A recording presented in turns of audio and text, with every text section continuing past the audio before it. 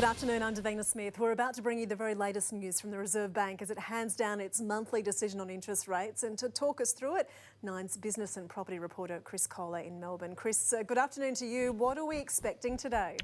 Well, good afternoon, Davina. What an enormous day. We've not only got the federal budget tonight, but now the Reserve Bank's big decision today. It's been weighted on this one. It's about a 40% chance of a cut today. So this is a live decision. We haven't seen a move in 6 months, but the financial markets are saying that there is every chance that we could see the cash rate shaved down from 0.25% to 0.1%. We won't have to wait long to find out if that's what they've decided to do, but it would certainly be an indication that they are throwing the kitchen sink at the financial recovery at the moment. Now, we will see. Here we go. We've just got it dropping in. Cash rate has stayed on hold at 0.25%. Maybe everyone was getting a little bit ahead of themselves, but the expectation is certainly that there will be another interest rate cut.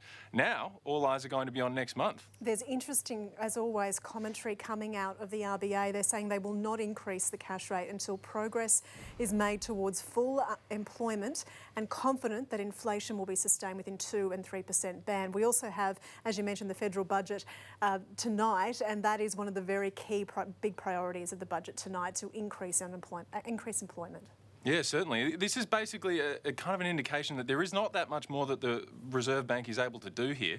The recovery is really, the reins of that recovery is being handed entirely over to the federal budget, which tonight is, of course, coming out in about 5 hours' time. So we're going to have to see what that is all about. There's going to be a lot of spending to be had, but really the idea that people are simply going to be able to go out and get loans at lower interest rates, borrow more, spend more, it's kind of becoming a little bit less a part of this recovery than it would have otherwise been. And by the way, in the last 6 months that the Reserve Bank has been on hold, mortgage rates have been dropping quite significantly. The lowest mortgage rate that you could get 6 months ago was 0.5% higher than it is right now. So really, despite the fact that the Reserve Bank hasn't been doing much, banks themselves have actually been cutting. So there's plenty been going on in the last 6 months. And Chris, even though we say it's at a record low of 0.25%, there is a little bit of wiggle room there potentially for next month. Yeah, there is, and that's the word, a little bit right now. I mean, 0.25% right now. The idea is that it could come down to 0.1%. So really getting out the razor blade and shaving it down here. The amount to which that would have an immediate impact, probably not very much. It's more a kind of an indicative thing of we're doing everything that we can. And that's been a lot of the commentary lately, is doing everything that we can. The other thing that the Reserve Bank might look to do is increase their bond purchasing. This is a way of artificially pumping more money into the economy by purchasing government 3, 5 and 10-year bonds. Now, this is an emergency measure. We saw it used during the financial crisis around 15 years ago, so we could see a bit more of that happening now. More forecasts coming out from the RBA right now saying that they're expecting the next few months to be uneven and bumpy.